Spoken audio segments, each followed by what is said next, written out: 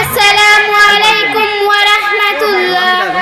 মানুষ যদি দেখতো কারো কবরের আযাব, নিজেই তখন মিলাইতো তার জীবনের হিসাব।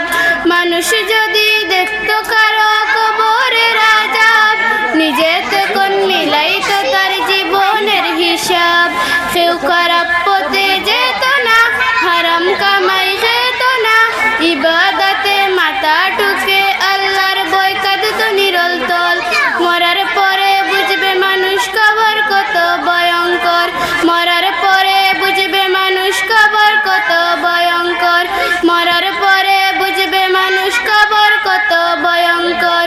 কল্পনাতে দেখতো যদি শেষ বিচারের দিন, আল্লাহ ছাড়া উপাসনা করতো না আর কারো।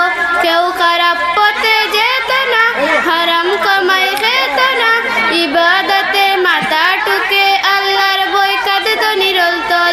মরার পরে বুঝবে মানুষ কবর কত ভয়ঙ্কর, মরার পরে বুঝবে মানুষ কবর কত ভয়ঙ্কর, মরার পরে বুঝবে মানুষ কবর কত ভয়ঙ্কর।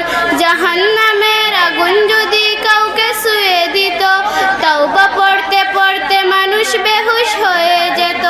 জান্নাতের ওই সুখ শান্তি একটু দেখা পেলে, নকি জমা করত সবাই পাপের কথা ভেবে। কেউ খারাপ পথে যেত না, হারাম কামাই খেত না, ইবাদতে মাথা ঠুকে আল্লাহর ভয় কাঁদতো নিরন্তর। মরার পরে বুঝবে মানুষ কবর কত ভয়ঙ্কর, মরার পরে বুঝবে মানুষ কবর কত ভয়ঙ্কর, মরার পরে বুঝবে মানুষ কবর কত ভয়ঙ্কর। মানুষ যদি দেখতো কারো শেষ বিচারের দিন, কারো কাছে হইতো না কেউ এক বিন্দু ঋণ। ফুলসিরাতের কঠিন সময় দেখতো যদি আর, আল্লাহ ছাড়া উপাসনা করতো না আর কারো। কেউ খারাপ পথে যেত না, হারাম কামাই খেত না, ইবাদতে মাথা ঠুকে আল্লাহর ভয় কাঁদতো নিরন্তর। মরার পরে বুঝবে মানুষ কবর কত ভয়ঙ্কর, মরার পরে বুঝবে মানুষ কবর কত ভয়ঙ্কর, মরার পরে বুঝবে মানুষ কবর কত ভয়ঙ্কর। আসসালামু আলাইকুম।